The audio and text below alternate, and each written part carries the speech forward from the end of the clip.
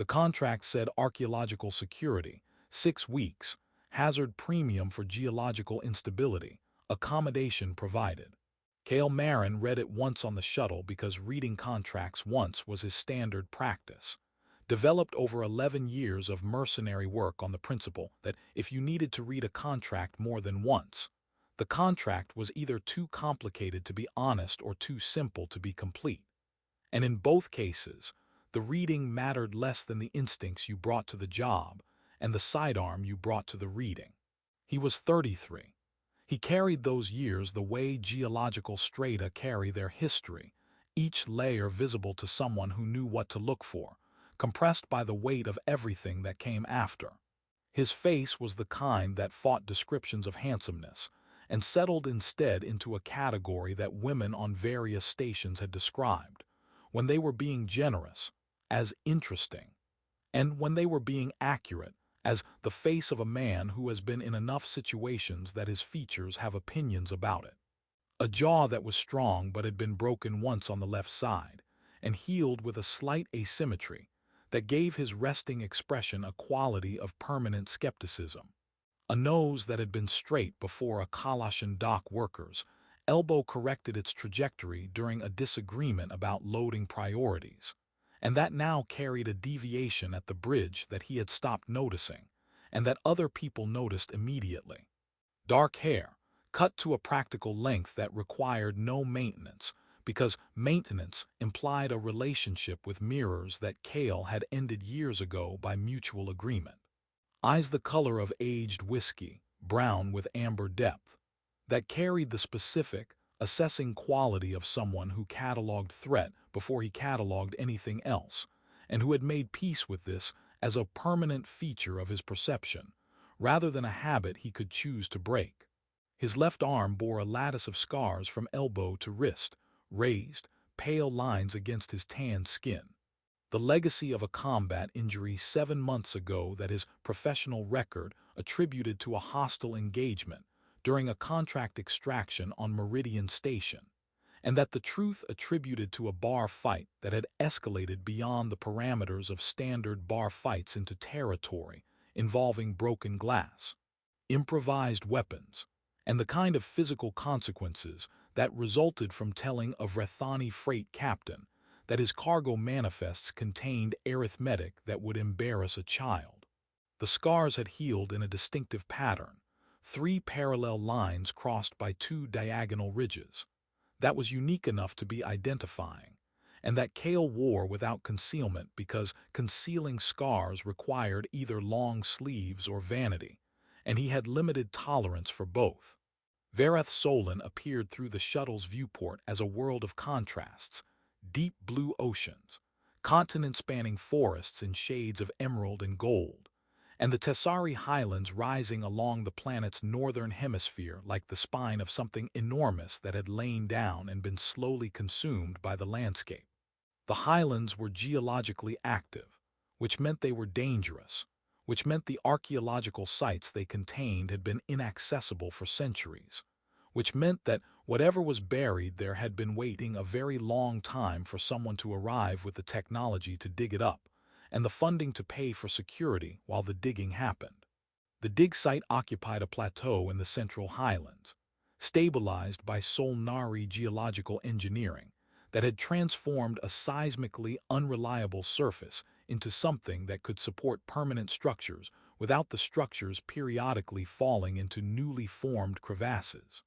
Base camp was functional, prefabricated shelters, research tents, a communications array, and the particular atmosphere of an academic expedition operating in a remote location, which combined intellectual intensity with the logistical discomfort of people who understood theoretical physics better than they understood camp cooking.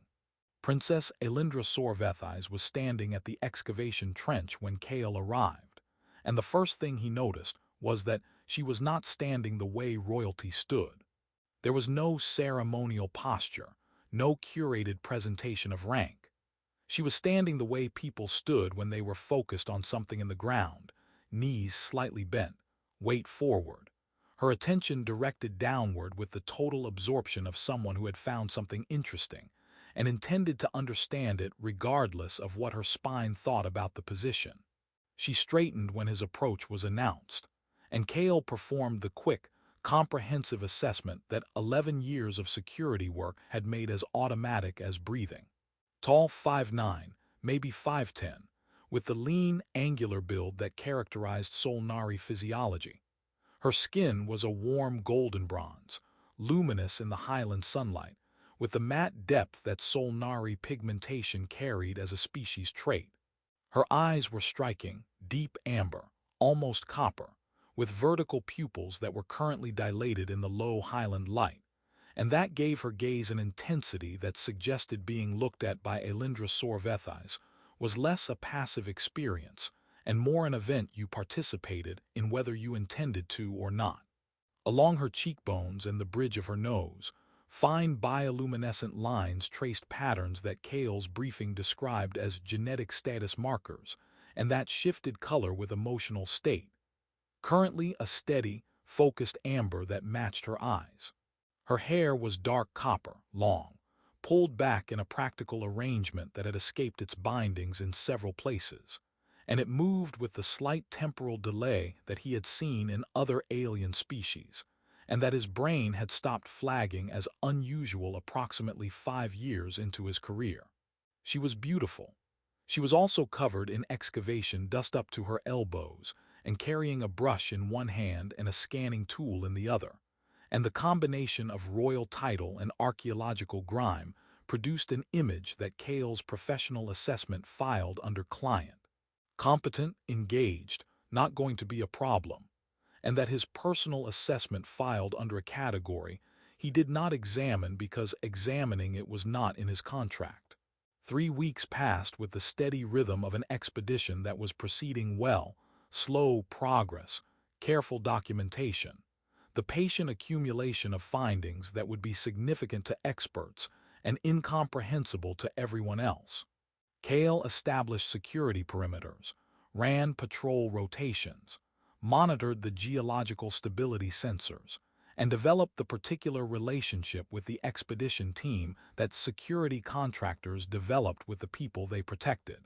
Present, reliable, and occupying the background with the comfortable invisibility of someone who was always there and never in the way. He learned things about Elindra the way you learn things about someone you shared a remote camp with through observation rather than conversation, through the accumulation of small details that assembled into a portrait more honest than any introduction could provide. She worked longer hours than anyone on her team and ate meals at her desk when she remembered to eat at all, which she frequently did not until someone, usually Kale, who had added feeding the princess to his unofficial duties, after noticing that she had skipped lunch for the 3rd consecutive day, placed food within her reach.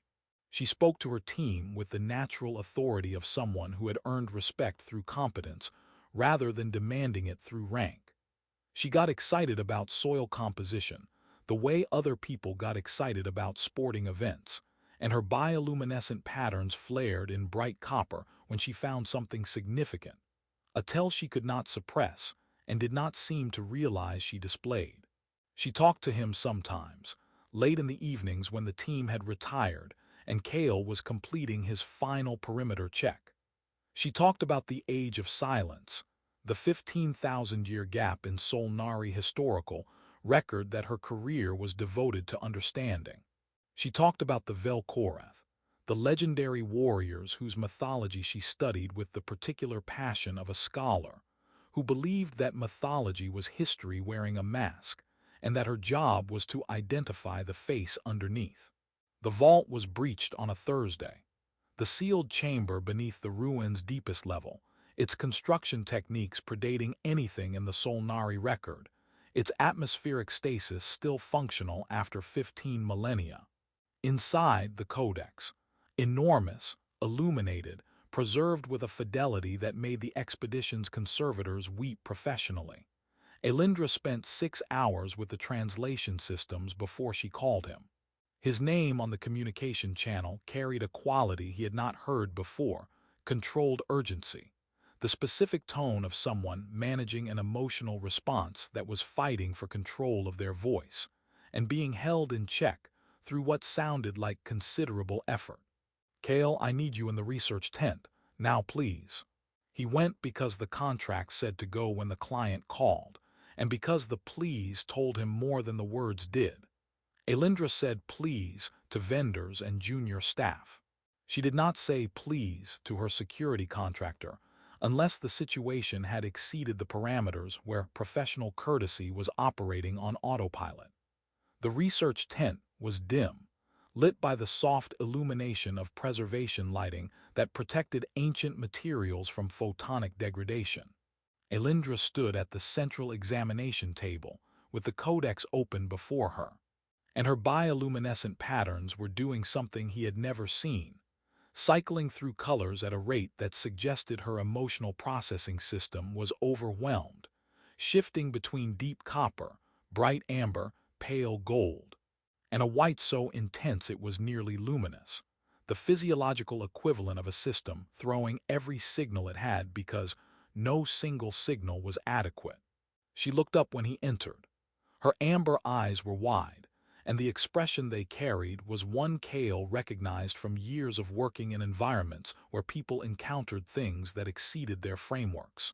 The expression of someone whose understanding of reality had just been forcibly renovated without their consent. I need you to look at this, she said, and I need you to tell me what you see, because I need to confirm that what I am seeing is real and not a hallucination induced by 6 hours of translation work and insufficient food intake. She turned the codex to face him.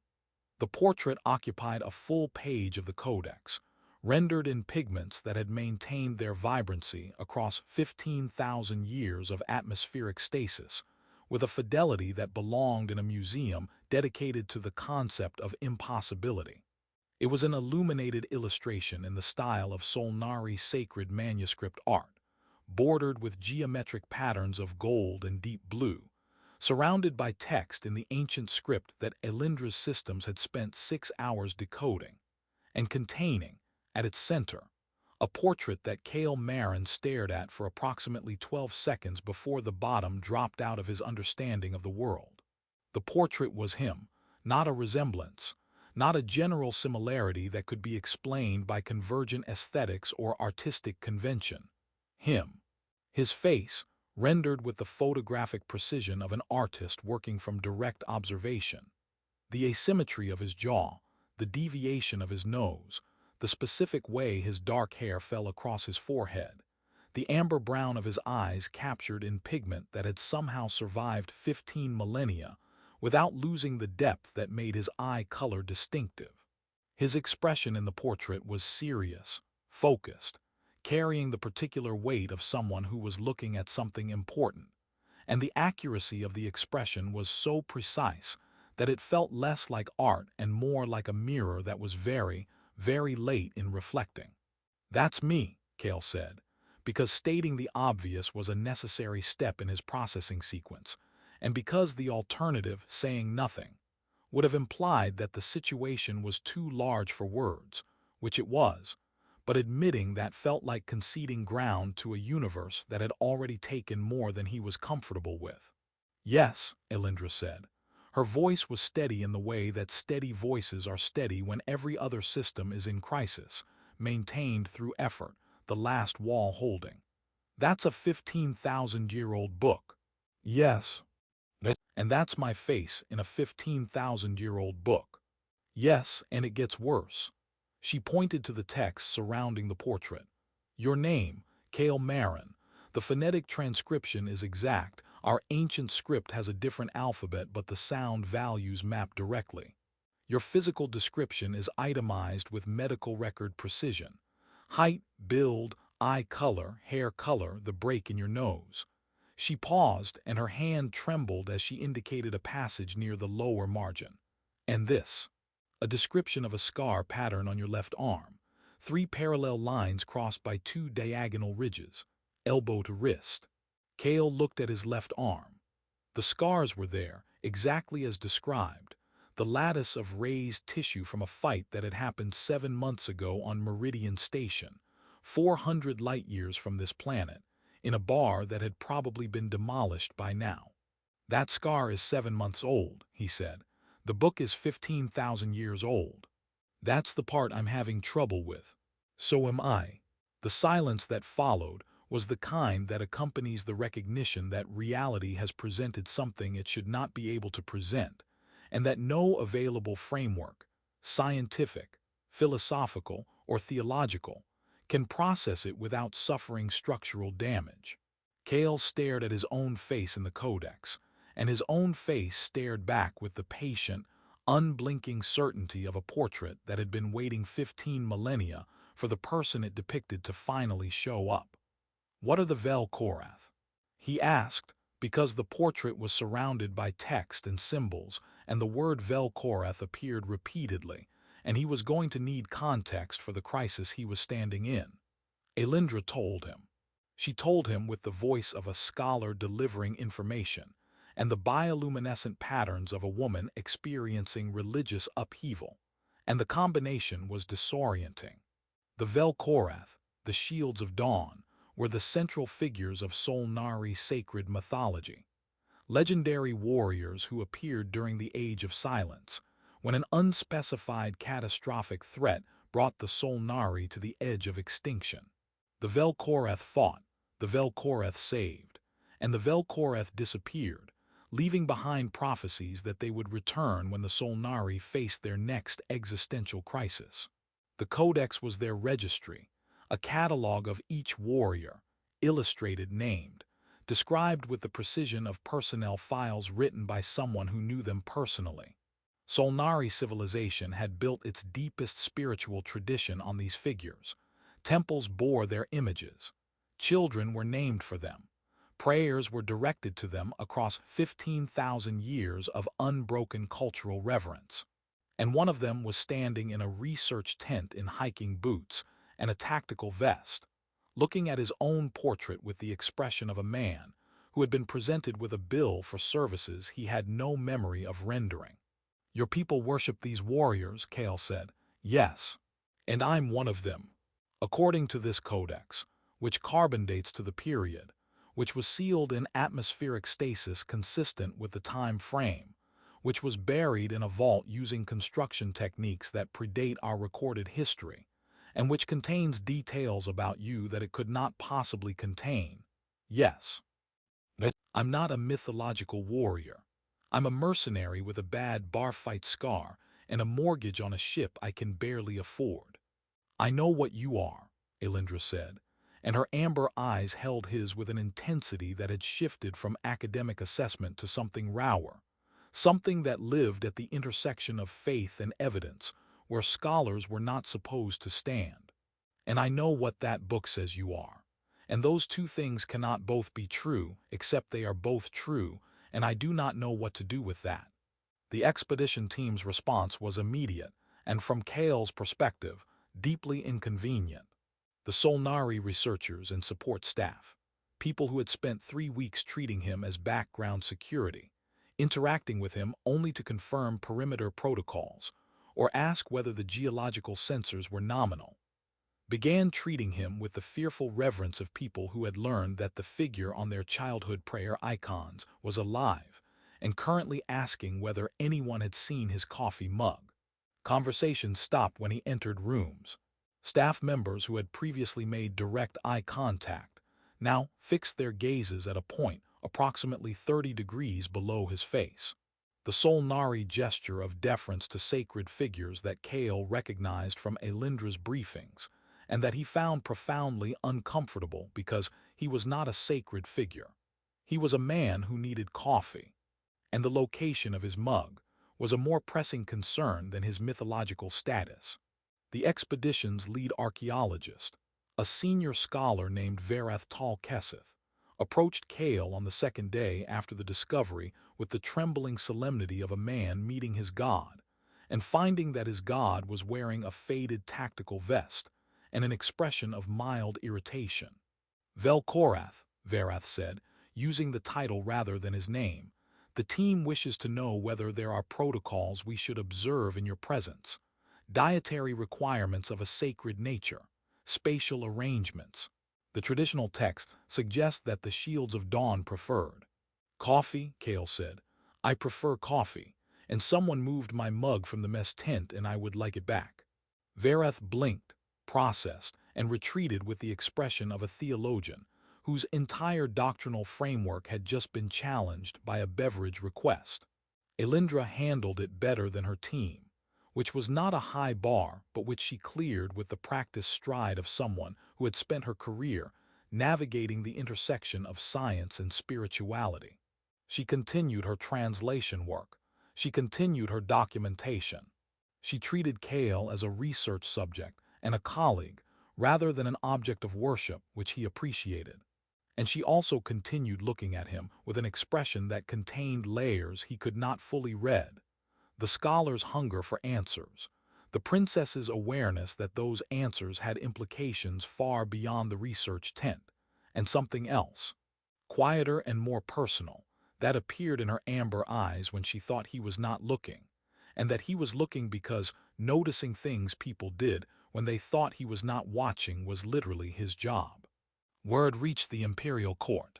Elindra's communication logs showed no outgoing messages, which meant someone on the expedition team had broken protocol, and the identification of the leak became irrelevant approximately 4 hours later, when a diplomatic shuttle entered Varath Solin's atmosphere carrying an imperial delegation, whose composition told Kale everything he needed to know about how seriously the court was taking this. Religious authorities, military advisors, and a theological assessment team, whose function, Elindra explained with the resigned expression of a woman watching her research site transform into a political arena, was to determine whether prophecy was being fulfilled and to manage the civilizational implications of the answer. The delegation's leader was High Theologian Sarath Vorkale, a name whose similarity to Kale's own was a coincidence that the theologian clearly did not consider coincidental, and that Kale found more amusing than was probably appropriate given the circumstances. The High Theologian was elderly, severe, and carried the particular authority of someone whose entire career had been built on the interpretation of texts that he was now confronting in their original form, and his expression upon meeting Kale was the expression of a man whose life's work had just been confirmed and complicated in equal measure. The Velkoreth prophecy states that the Shields of Dawn will return in our darkest hour, the High Theologian said, addressing Kale with a formality that turned the research tent into a cathedral. Your presence here fulfills the conditions of return. The Codex confirms your identity beyond doctrinal dispute. The question that remains is what threat approaches that requires the Shield's intervention. Kale looked at the High Theologian, then at the delegation, then at Elindra, whose bioluminescent patterns were shifting in the rapid copper-amber sequence that he had learned, meant she was thinking very fast and not enjoying the conclusions. I'm a security contractor, Kale said. I signed a 6-week contract to protect an archaeological dig. I don't know anything about prophecies, darkest hours, or existential threats to your civilization. I don't know how my face got into that book. I don't know why a 15,000-year-old text describes a scar I got 7 months ago in a bar fight. And I don't have answers to questions about time travel or causality because I am not a physicist, I am not a theologian, and I am not a mythological warrior. I am a man with a mortgage and a coffee mug that someone moved, and the only thing I can tell you with certainty is that if your species is in danger, standing in a tent talking about it is not going to help. The silence that followed was complex. The theological team processed it with the discomfort of authorities encountering a sacred figure who refused to perform the role. The military advisors processed it with the grudging recognition that the sentiment, if not the delivery, was tactically sound. And Elindra processed it with an expression that Kale caught before she could suppress it. A brief, involuntary flare of bright copper across her bioluminescent lines, and a look in her amber eyes that he recognized, because he had seen it in the eyes of people who had just watched someone do something unexpected and liked what they saw. She stepped forward. The Vel Koreth in every text I have studied were not defined by foreknowledge. They did not arrive with divine understanding of the threat. They arrived, they assessed, and they acted. The prophecy does not require him to know what is coming. It requires him to be who he is. She looked at Cale with the direct, unguarded attention of a scholar presenting a conclusion she believed in. And who he is, based on 3 weeks of observation and every personality metric I have documented, is someone who protects the people in his proximity, because that is what he does, not because a book told him to. The theological team began debating. The military advisors began planning. And Cale stood in the research tent with the codex open to his own portrait and the princess who had found it standing beside him. And he looked at the illustration one more time, at the precise rendering of his own face, painted by an unknown hand 15,000 years before he was born, and noticed, for the first time, what occupied the adjacent page.